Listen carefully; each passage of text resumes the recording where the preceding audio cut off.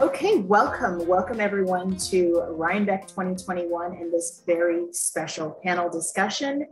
We're calling this A Farm of Our Own because for the second year in a row, we have the privilege of inviting members of the Black and Indigenous people of color community who are also farmers, shepherds, and shepherdesses running businesses in the community related to fiber animals, food, and other types of farming. We're very happy that you decided to join us for this talk. And what we're going to do, since this is a recorded conversation, is just do our best to get to know these panelists and to learn a bit more about what they're doing. So we're going to take the opportunity to ask them some questions. And hopefully while you're watching this, you'll just enjoy an enriched experience of getting to know them.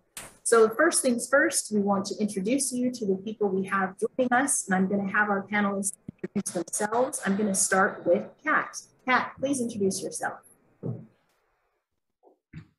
Hello, I'm Kat. When I was on the panel last year, I was more with Juggling Goose Farm, and we've now pivoted to become more focused on Reed Farm, our poultry farm, which I'll go into more. But last year, I was asked to be on the panel because I had Angora rabbits. Please say that again. You're where? Oh, I'm in Western Massachusetts. Great, thank you. Next up, we have Alberto. Alberto, please introduce yourself. Hey, hi everyone. Thanks for coming out and see us. My name is Alberto Bárcenas. My wife Amanda and I run a Prado de Lana sheep farm. We are in Western Mass as well, in Stockbridge, where we have a yarn shop that we were able to keep open through the pandemic. We currently have three different, so we have the store and we also have the farm. We currently have four different breeds of sheep actually. We added Merino, a small group of Merinos, but we have Romneys, we have Lincolns, we have CBMs, and we have, so those are the three and the Merinos that we added this year that we didn't have last year. We're about 100 now, so it's a, this past breeding season, we were able to lamb more than we ever have. We had like 35 lambs, so our flock grew significantly. So we still have the same situation. We still don't have, we farm on somebody else's farm.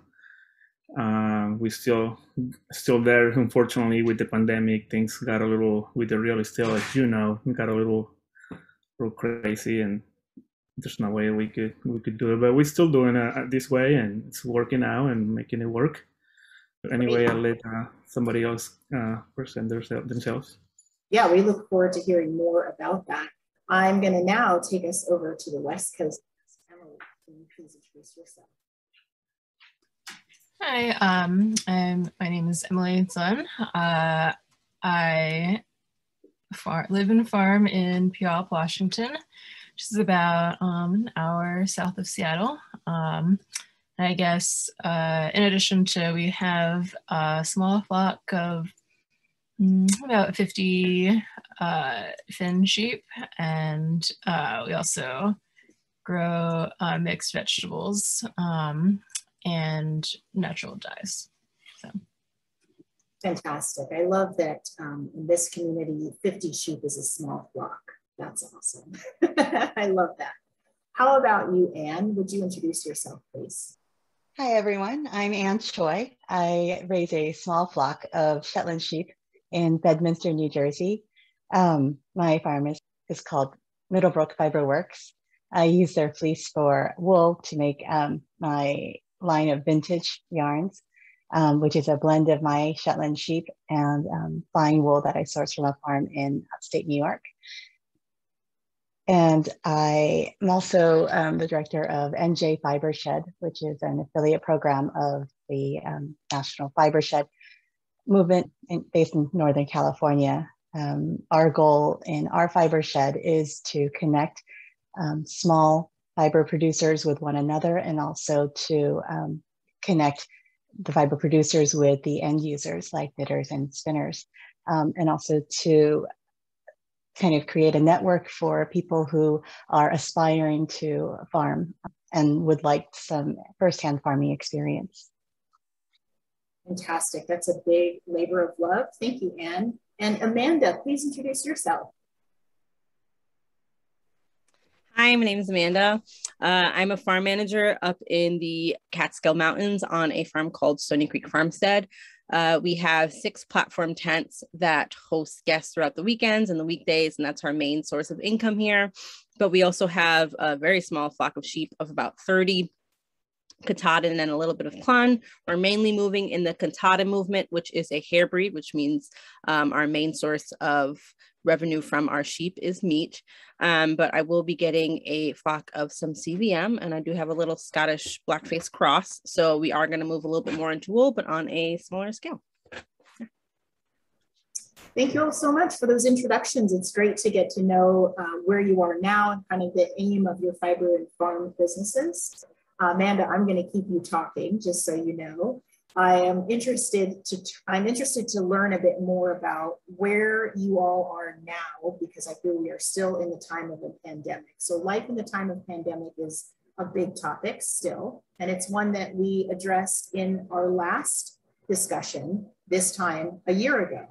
And unfortunately, I feel that from a consumer perspective, that's me, a lot of things are the same. So I want to hear from you all about what's the same and maybe what's different for you now. Amanda, you mentioned that a big part of what you do as a farm manager involves a business that sounds like it's pretty public, pretty people facing, and very dependent on being able to host people. Can you tell us a little bit about what that's been like for you? Yeah, so the 6 tents are not necessarily close to each other. You can kind of see them, but you're not like, it's not a next door neighbor. It's not the city. So we've actually been lucky with this pandemic because more people have been trying to find some place to go that's a vacation without leaving New York. And once they realized that New York City and New York State are the same place and they're part of one, they really just came upstate and stayed in our tents. And you can easily stay with your family and not have any contact with anybody else. And even if you do, we have 350 acres. Like you're not, you know, buddy to buddy with anyone. So last year, pandemic time, we were booked Monday through Monday. Now we were kind of slowing down a little bit. So we're not as heavily booked as we were last year. But we still have a lot of people coming in, a lot of families telling other families, like, look at this really cool place that you can go to that's pandemic friendly, that you don't have to worry, that you can, you know, not have any internet, not have any cell service, and just really spend time with your family, which also I think is kind of perked up in the pandemic time. It's like no longer going out, spending some quality time with your daughter, son, or whatever. So we've been pretty good pandemic wise. Because a lot of our market for our meat is to families, we haven't lost anything in that way either, because with the shortage of mass market, people have then realized like, oh, you can go to small farms, be able to see your animals, see the people working with your animals, meet them, and then be able to also buy. So we've been pretty lucky. I love that. Much gratitude for that. And it does give us a view into how people's mindsets have changed and how you're seeing that. Alberto, you mentioned that you've made some changes in terms of your business. You have animals and you have a yarn shop and you have other things. Some of them are public facing and others are not. So what kind of changes have come about for Prado de Lana in this time? Yes, we're lucky to be able to keep the yarn shop going, which it's, you know, a big income for us, for the farm, to help us to support the farm. And then also, you know, along with obviously the farm part of the business, just like a nice addition to the revenue. I think if I remember last year, we were starting to create a new line of yarn where we buy yarn from other farmers, created a new brand under our brand. So we buy local wool from other farms and then we process it, and we are now into our second batch. It's coming out for the upcoming festivals. Rhinebeck, one of them, and a couple of other ones. And my wife and I, my wife runs more like the yarn shop and the whole operation. I have a full-time job, but I support whatever I can. so yeah, we added that. We did some of the virtual shops, events that kept us going. So yeah, we're planning on also keep going with our yarn or yarn farm or yarn additions. We also added some pigs to the farm to create some extra revenue, and it's just been fun. Last year we did like 12 pigs. Yeah, so that's some of the changes so far. Thanks for sharing that. We all know from personal experience that the business isn't the only part of where a pandemic can have effect. There's a mental health impact, Yes. community impact, and you wanted to hum a few bars on the feeling of being basically asked to isolate and then asked to trust that you can sort of come back out into the community again. What has that been like? Well, during the pandemic, I feel like I really kind of holed up, and being on a farm, you can do that. It was actually really easy to do that logistically. I mean, it was difficult emotionally, I think, but it was actually really easy to just self-isolate. And during the pandemic, Maryland Sheep and Wool was virtual, and I didn't participate in any of the yarn festivals. So I actually didn't have yarn made, and I could have sold it online. But to be honest, I didn't get yarn made because I didn't actually feel really safe going to the mill. It's a 2.5-hour drive for me through a really rural landscape. And it was early mid-spring and summer, and it wasn't just the fear for pandemic safety. It was also when there was a lot of anti-Asian sentiment that was happening. So, it was really hard to be motivated to overcome that kind of fear and get the yarn made. And, I feel like my sheep kind of suffered too. There's a huge difference between my 4-year-old ewes and my 2-year-old sheep. My 4-year-olds, when they were younger, were so used to visitors, like strangers coming and visiting all the time, that they're really outgoing. But my 2-year-olds, their formative years were when, during the pandemic. And so they just didn't have the strangers, they didn't have the visitors. And so they're a lot more standoffish even with me.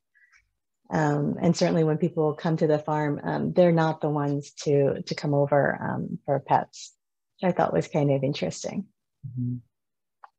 It has to be amazing to see that in such an obvious way, because I'm sure as a shepherdess, you do get to know those personality cues in your animals. And to see that is just one more layer of the impact. I appreciate you sharing that. I think there's a lot of emotional impact. And as I said, I think most of us would agree we are still in those times in one way or another. So here's hoping that we start to see some lift for all of us and for the animals. Climate has been a huge focus for many folks who are close to the land. A lot of what you all do is very place-based. And so, Emily, I'm curious for you, being on the West Coast, where I constantly hear news about wildfires and water shortages. I don't know if that affects you directly, but have you noticed anything climate related that's been happening for you and for your farming activities? Yeah, I guess for sure. So we are on the west side, the wet side of the state. So, but we still have, like in the last 2 years, more like local wildfires than I ever remember. It was like kind of, yeah, like, and last year we had one that was like just on the other side of the river from where we are. And yeah, which was like kind of wild for that whole week. And I guess probably the worst thing now about Seattle summer is just so much wildfire smoke coming in. And so we've had weeks where the air quality is really, really terrible. And I guess I provide N95s for our employees, but still is like not a great situation. Like no one wants to really be there. So we're in the position where we can choose not to work, right? Like we're very privileged to be able to, like I'll still pay them, even though the air quality is so bad that nothing's actually getting done. But yeah, so like that's just another thing to look forward to every year now. And then this, I guess earlier this summer, I guess it's probably like the hottest summer I can remember. And I guess, yeah. And so we had a heat dome incident at the end of June that we were like close to 115 for 2 days. Well, which is, yeah, not fun to farm through. And since, especially in the summer, most of our income is vegetables. It really, like we're still like seeing kind of the effects of that, you know, kind of resonating, I guess, throughout the summer. Yeah, so yes, hot and dry, smoky. Yeah, and again, so you don't only have your produce to think about, you've got employees to think about and your own family individually. That's a lot to take on. I think this group would agree that a lot of what you do is considered out of the mainstream in one way or another, in the sense that you are choosing to be closer to the land and closer to livestock and other things. And so more than likely, you get a really deep sense of change and when change needs to be made, because you're already living in a way that's uncommon for some people. So Kat, I want to hear from you about making those changes, about what it's like to pivot from where you were and make new decisions as you go forward, whether it's pandemic related or not. Just as a small business owner, you know, when is it time to pivot and how have you done that? Mm-hmm. So I had the Angora rabbits, and so that was sort of my tie-in to here, being that was my fiber. I was a longtime knitter, a hand spinner. And when the pandemic hit, they were more my hobby. They weren't as much of an income as our poultry farm is. And with our poultry farm, we're a small scale poultry farm. And we also have a processing facility, and it's one of very few in Massachusetts. So when the pandemic hit and there were all these national supply chain shortages and people couldn't buy protein, and I think people really began to realize how important their local food system is. And folks really started leaning into that. And Massachusetts is just teeming with CSAs and things like that. So people really started supporting their local farms more. And with that, we found a greater need for poultry and processing. We process and sell our own wholesale poultry, but also poultry for other farms. So we saw a huge increase in either farms that were already raising poultry, raising more poultry, or farms that stopped raising poultry because it was just too hard to get them processed. They'd have to go all the way to Rhode Island, or some would go to Maine to get them processed. And then now that we were open, it was much more convenient and easier for them to get their poultry processed. So they were, and also families just raising, you know, like 20 chickens for themselves. So that was really incredible to see. But because of that, my time veered completely over into the poultry, and also, as we were mentioning before, just sort of the mental effect of this sort of malaise of this pandemic just kind of going on. And I just haven't been feeling all that creative, honestly. I haven't really done anything with fiber, unfortunately, for the last year. And so that, on top of just not even having the time, even if I had that proclivity. So anyway, my life is all chickens right now, to be honest. Lots and lots of chicken. Yeah. Also, with the pandemic came all these grant opportunities. So that's something that was huge for us.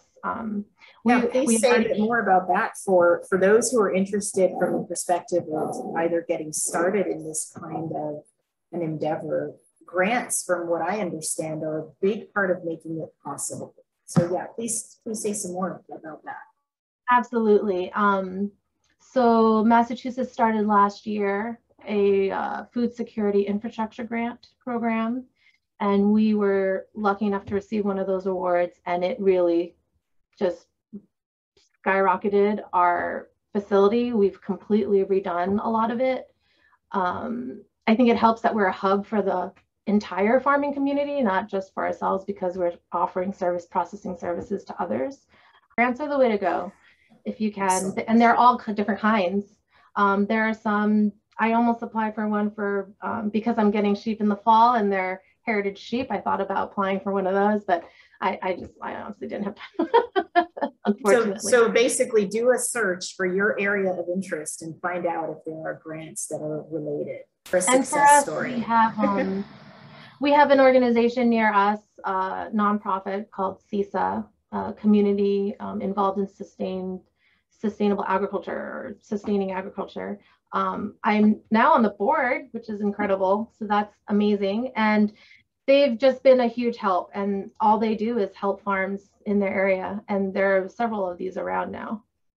So I would encourage folks to look into CISA or other nonprofits that are geared towards helping agriculture in their local areas. Excellent. You're confirming something that I have experienced in a different world, but I think just move to digital collaboration or being able to find information through online spaces and even interact with people in guilds or groups, or being on board, even if you have to do that remotely now. The world has been opened up to that sort of thing much more. And you kind of led us into another really good topic, which is just each of you has organizations you work with, you have your own friend circle more than likely that have an understanding of the kind of work that you do. So I'm going to ask a few of you, what do you wish that people knew about what it's like to run these kinds of businesses? Even if you were talking to me as an end consumer, what good or challenging things do you wish people knew about what it's like to run these businesses and to make them sustainable? Anne, what do you think? What do you think about that? Well, actually, I'm still wondering how to make it sustainable. Keeping it real. Keeping it real. I know you have a passion for the mentorship aspect of this, right? So carrying this on by way of sharing to future farmers. And actually, I wanted to respond to what Kat said about organizations in your area. What I found was that in New Jersey, we really don't have that. We don't have that sort of support for fiber farmers anyway. There are some groups for organic food growers, but not for fiber farming. And so during the pandemic, what we did with NJ Fiber Shed was, I knew that there were other people in the same position as myself, where our sheep were still growing wool. We needed to do something with it because you have to shear every year, and after shearing, we have all this wool, and then they're out there growing more wool that's going to need to be sheared too.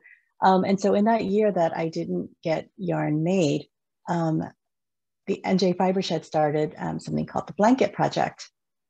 And what we did was we put a call out to all the fiber producers that we knew, and asked them if they were not processing the wool themselves, if they wanted to contribute to the Blanket Project.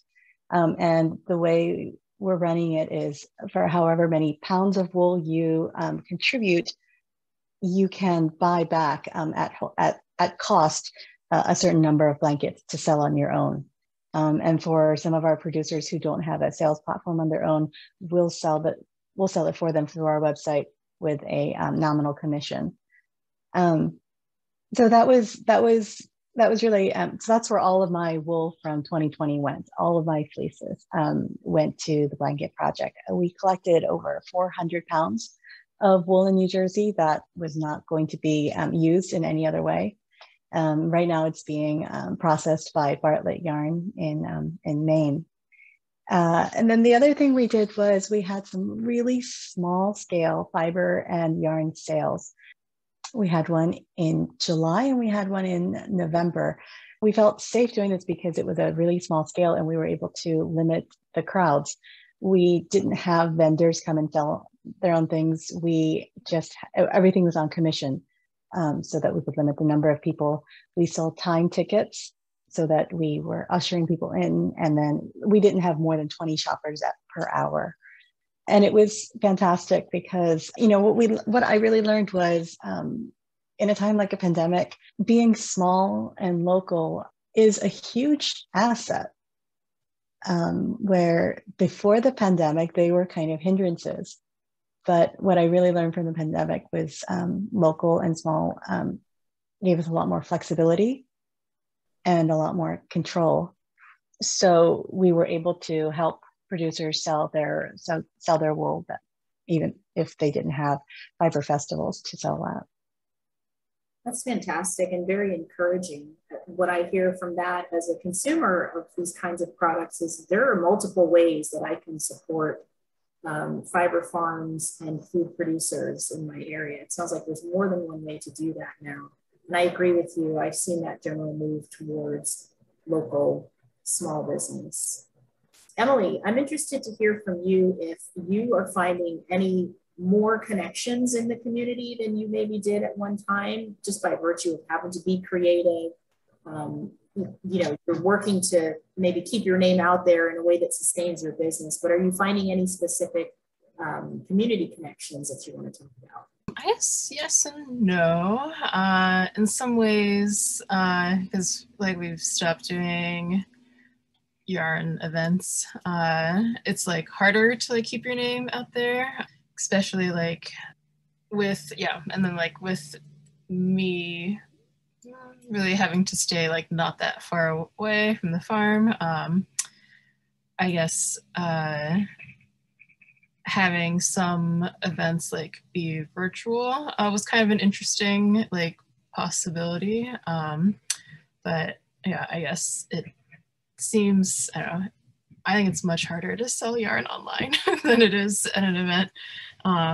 And yeah, so I guess that has been kind of an interesting realization, I guess. And then just due to having so much more demand on produce, we have really grown a lot more that side of the farm. But similar to opportunities to connect to other people because of the pandemic, we're able to sell them to channels that I never thought we'd be able to get into, which is kind of amazing.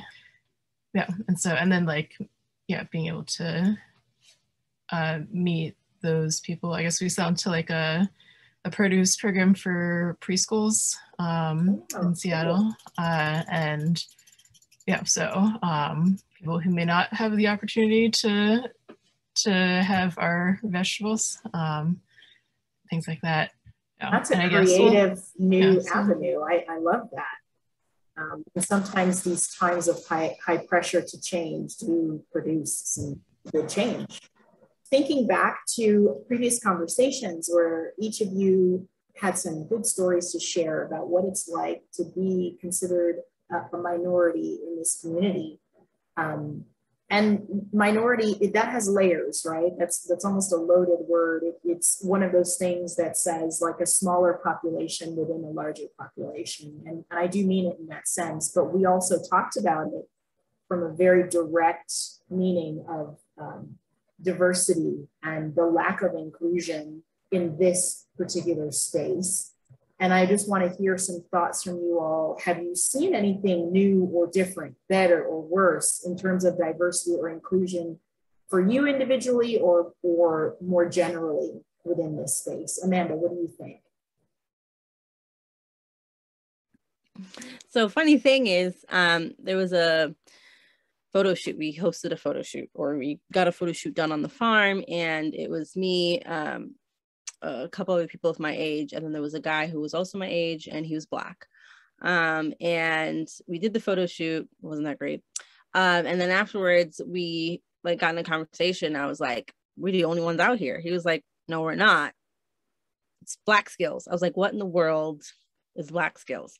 And he was like, I'll add you to it. I'll add you to it. So I said, okay.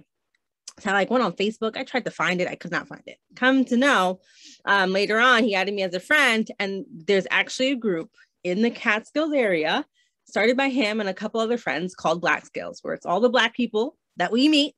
We go up, we say hello, and we're like, do you want to join our group? And we connect. Wow. And yeah, right. So like I've been to a meetup at this person's house, which is literally no more than like 15 minutes away from here. And they have 9 acres of land. And they have a house, and there are other houses that have other Black people who own land. So I'm like, oh my God, there are people who are staying here, who have roots here, who are committed. But we literally, as plain as it is, we just have meetups like once a month so we can all get together and just be Black people with other Black people. Okay. So sometimes it's like finding a little avenue of like, you meet one and then you see another, like we're there. It just takes some time or a bump at somewhere else to find them. So maybe you're like me and you just haven't met your Black Skills group yet. Amanda, you always come with the goodness. I think that's fabulous. And I really admire a person that says we all need to know each other because that's right. Whatever from it, that's a start. I think that's and like we even made the rule. Well, I made the rule in the group. I was like, if we meet at a house, so like say everyone comes to my house, right? We cannot have anyone who isn't Black. That is a safe space for us to be Black, because when you're the minority, you don't have that chance to have those interactions, those conversations, and you don't realize you're missing it till you don't have it. If we meet outside, if we go to a bar or a brewery, whatever, we can bring that significant other, that friend that is not a part of that group.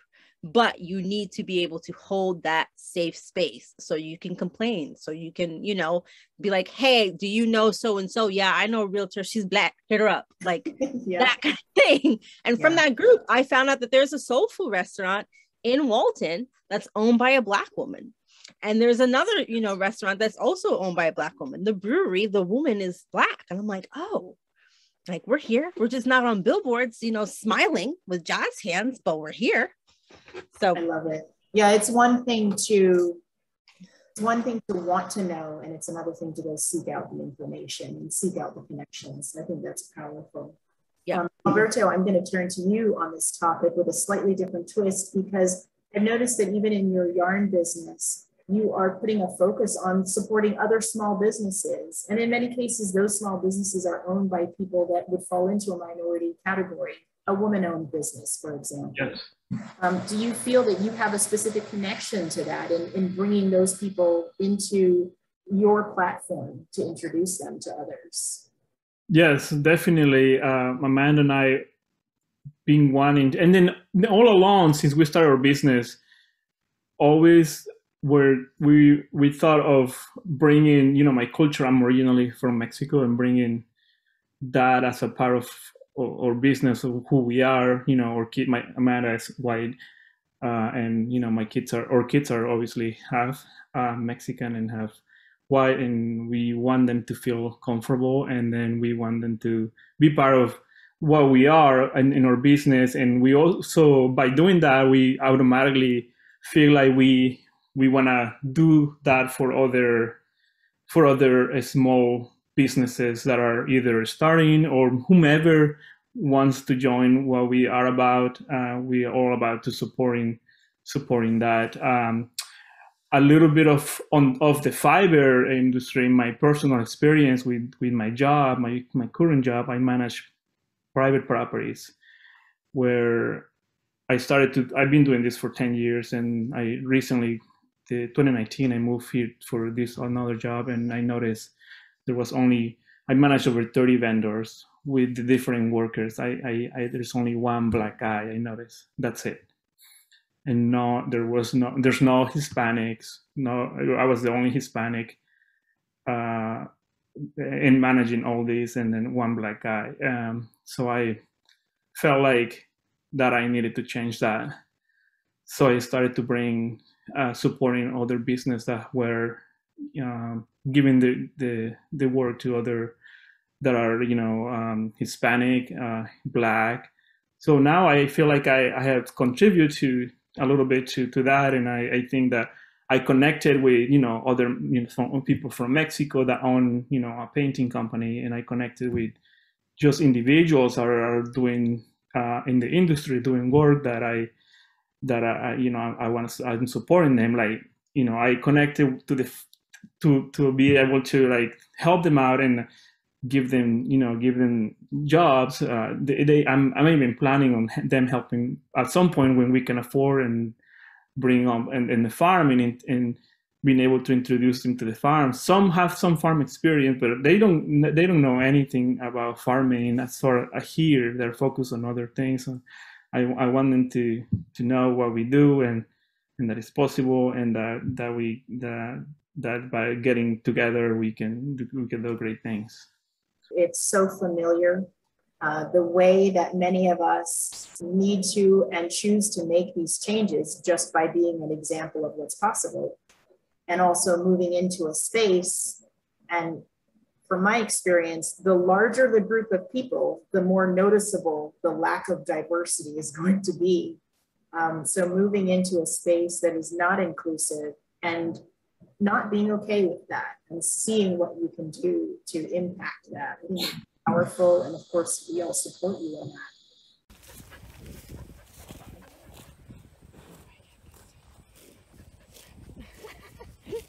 Here we are videoing our live.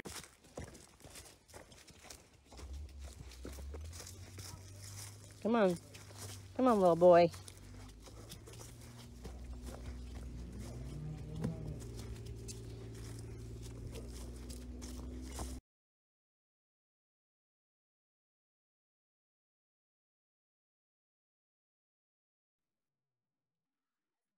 We're kind of coming close to the end of our talk. I think it's always good for us to look ahead. So I want each of you to have the opportunity to talk about upcoming plans. And I will make the caveat that you don't have to share any concrete plans. You can even share your wish list. So Kat, I'm going to start with you. Where are you headed next? So we're going to continue growing the poultry part, our poultry production and processing, but I am intent. I am getting sheep in the fall. I'm going to be getting Romeldale CVMs. I'm very, very small flock. I'm talking 3 sheep and 4 sheep. I should get 4. Well, does it count if 1 is a wether and 2 are bred ewes? Because then talk to sheep people about how many sheep you should get. This is a slippery slope already. It's like chicken math. I'm suddenly going to have 40 sheep. They get lonely. They get lonely. And 3 is, they're just going to fight. But 4, you'll have 2 that get along, and then the other 2 will fight. You need 4. I don't know. What do you guys think? I think 4 is the minimum. What do you guys think? 2 bred ewes. And then they become 2. And they usually twin, I hear. Is that right, Alberto? I hear Romeldale CVMs tend to twin, or at least that's what Heather said at Bolaris Orchards. Yes, that's where I'm getting them. Yeah, okay. Normally if they're the first timers, normally 1, but then after once they get more mature, they start to have twins for the most productive. She was saying that since I'm a beginner with sheep, she's gonna give you. She's gonna give me proven ewes, I think, or at least 1 proven ewe. But you're a beginner, so she's going to give you bred ewes? Yeah, I'm just diving in. That's so great. Diving in. I'm doing it. I'm going to call Alberto at 2 in the morning and say, they're lambing and I don't know what to do. You can call us. You definitely can call. We were there too. We started with 3 sheep and we didn't know what we were doing. Okay, all right. I guess 2 bred ewes and a wether is not really 3 sheep. It's like 3 sheep plus. Yeah, quickly to be plus 4 more, possibly. Yeah. So those are my fiber plans, and I would love to have Angora rabbits again. But with, the speed of everything and just kind of the intensity that we're going at right now, and something we hadn't touched on is sort of labor shortages. And I mean, as it is, it's kind of a hard sell to say, come work at a chicken processing plant. It's not as fun as like, come pick carrots or flowers or you know, it's all hard work, but there's the added grossness with processing. So so I'm kind of all hands in everywhere. And so, but the sheep, I'm doing it. We're doing it. Definitely. Okay. You know, this is recorded, right, Kat? It's recorded. Awesome. Next year, I'm going to have my sheep. I'll probably have like 10 more sheep. I love that. You already have a group to support you here. And I think there are more people that probably will appreciate your beginner enthusiasm and want to be part of that. That's what I imagine. And I also want to say just how much we were saying about space, about having that safe space. And I appreciate this group. And just even when we check in so infrequently, it's just, I look forward to it and it's always great. Yeah, it's open at all times. We're all having a shared experience of a certain kind all the time. So yeah. Good. It's good. I feel that. Emily, what about you? Anything on the horizon that you care to share? Yeah, I guess kind of like on the yarn side, I have been kind of assisting some other like larger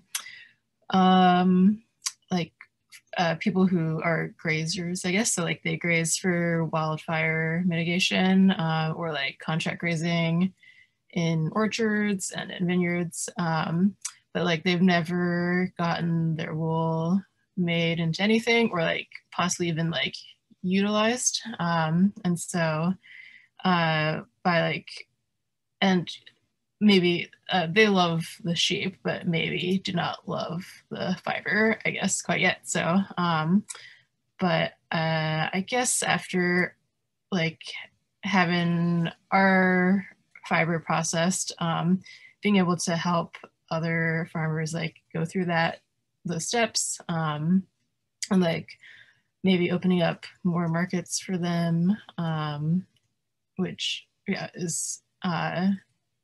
was like more rewarding than I thought it would be to like help other people go through.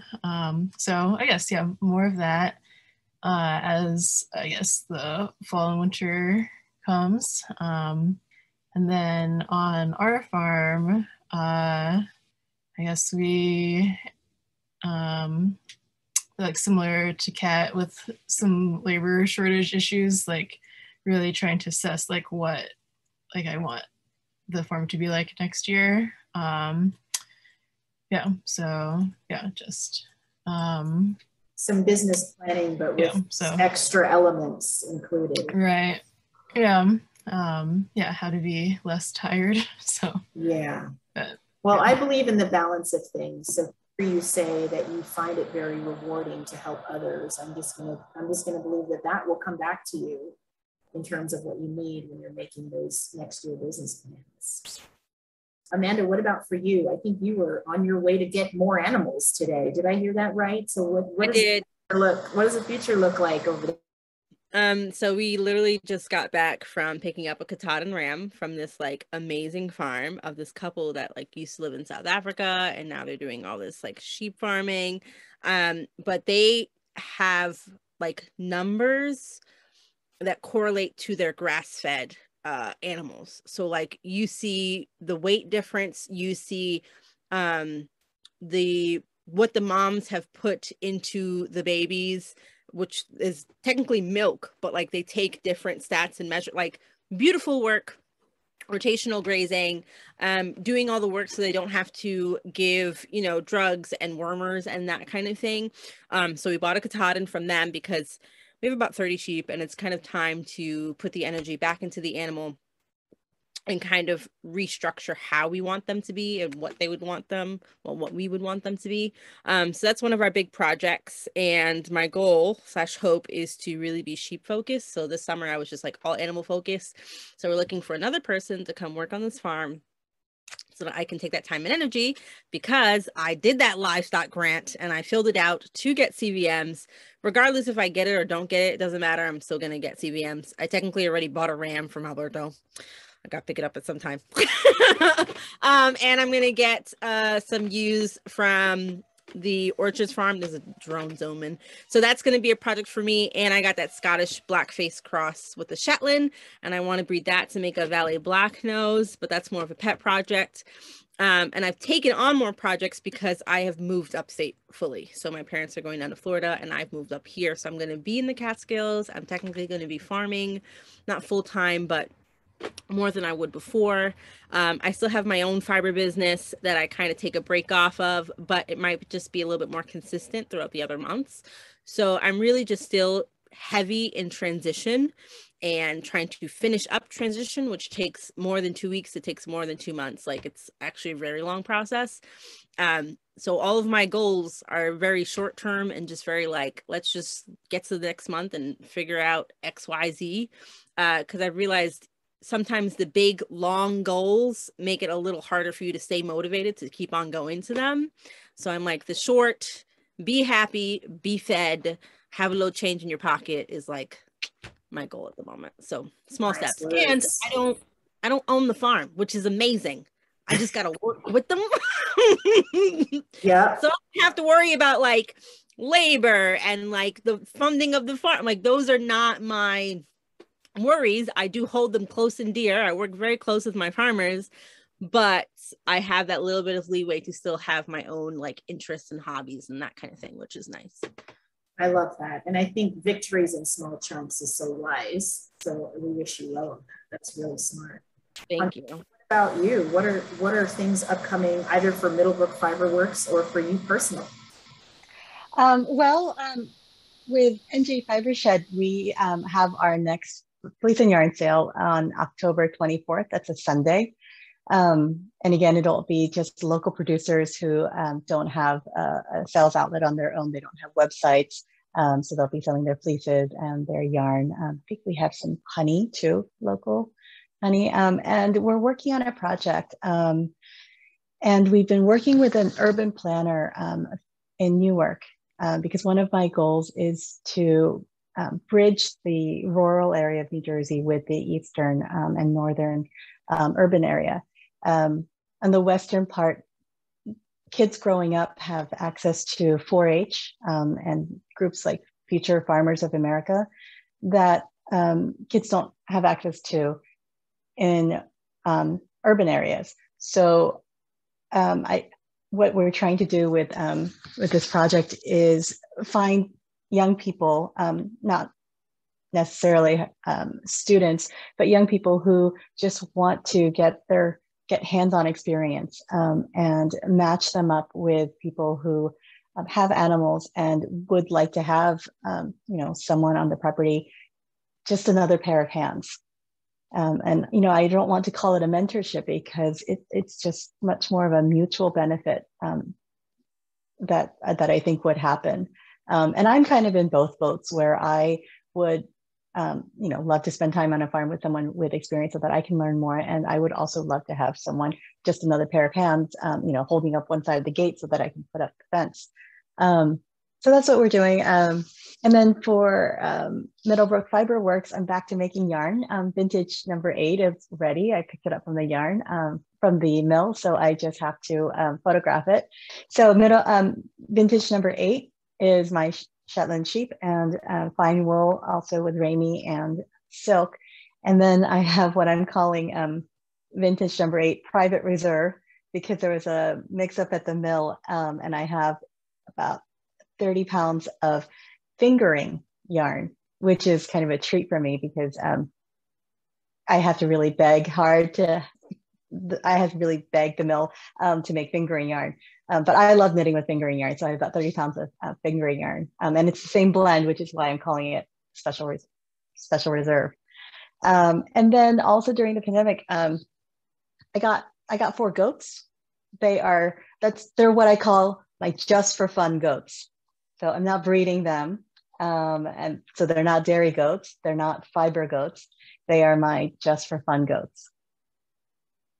I don't know if I'll get more. They have one job, and that is to eat the poison ivy. I have one field and it's covered in poison ivy. And I'm really hoping that they help out with that.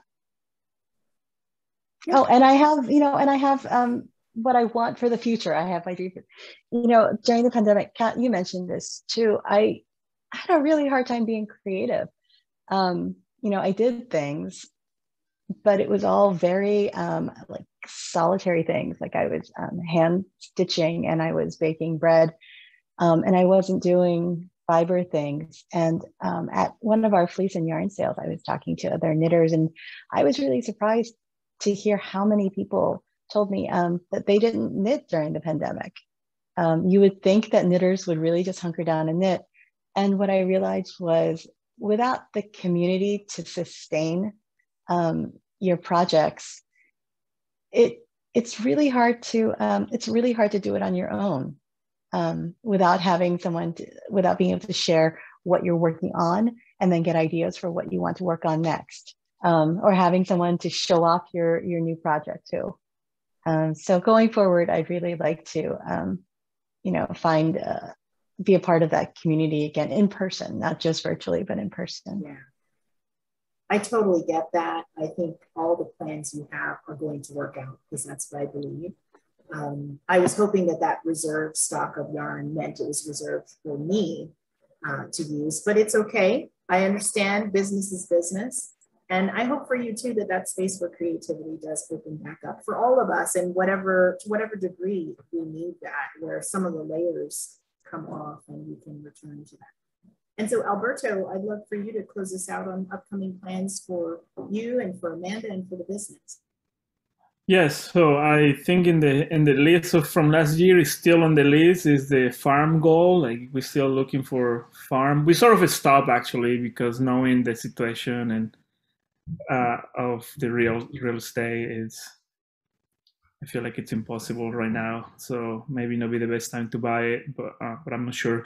So it's still on the list. And on the yarn side, we had a setback. We were supposed to move the store to the front of the building, which is on Main, which created a little. It's a Stockbridge is a touristy place, so we get the walking. I would say we do a good amount of business from the walk-in and then online. But we're gonna stay on in the back side of the building, and we will kind of thinking revamping the store.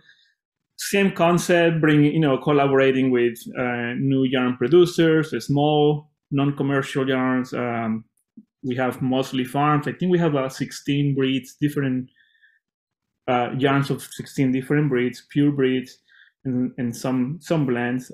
So we want to continue those collaborations and make it like a little shop, the place destination where people can see in all types of yarns from different, from farmers, from different places. Amanda was planning on doing some more classes. It seems that would be a good thing for the community and for just to create another revenue for the business.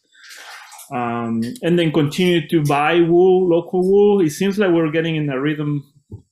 It's slowly growing, like the processing part where we have or wool processing. We wait, a long time to get it back, but now we have in the middle, we have this other batch from the wool that we bought from a farm. So we kind of constantly putting yarn on the shelves, creating like a nice continuity of bringing yarn that we are making on our labels and buying that wool, from other farms. So we're excited about that because I feel like people that have wool there sitting now are seeing like they're moving it and we're paying it, fair price, and it's helping us. And yeah, that's a very exciting thing for us to be able to do that, because we're still there. Like we were there, like where we have a small group of sheep, and we just had a little small batch. We couldn't do fiber festivals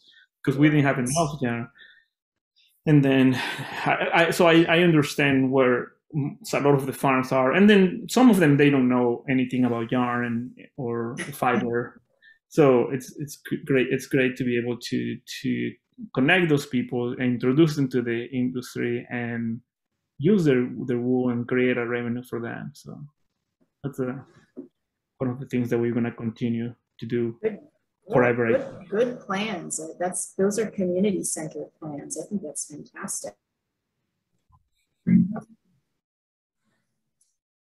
What a rich conversation. My brain and heart are full. I hope that those of you watching feel the same way. And with any of this type of discourse, it's really important to think for all of us about what is next. And you've heard from this group different ways in which they're each finding a center in their own homes, businesses, land, and how they're rippling that out to the communities around them. So one of the important things is, how do we keep this discussion moving forward? How do we propel it so that this group and others can be part of making an inclusive space? This is a BIPOC-centered conversation on purpose to let others know that this kind of support is available from others who have similar lived experiences to what you may have. So one of the items that this group is working towards is making a BIPOC-centered space for farmers, fiber producers, food producers, and others who relate to this content to be able to have those discussions and support each other. And that will be through an online channel. The public availability of the Discord channel seems easiest. So keep an eye out for a BIPOC-centered space for further discussion through Discord. We're all going digital, and I think there's a lot of positives to being able to connect that way. Links and information toward that will be available as part of this video. So just make a note there. And then I just want to thank each and every one of you for the time that you spent sharing. A lot of these topics are emotional, and there's a lot of labor that goes into the sharing. So we thank you for that. And a big thanks to those of you in the community who've taken the time to watch this video. We're all going to wave goodbye now and wish you a very, very good season ahead. Bye for now. Thank you, everyone.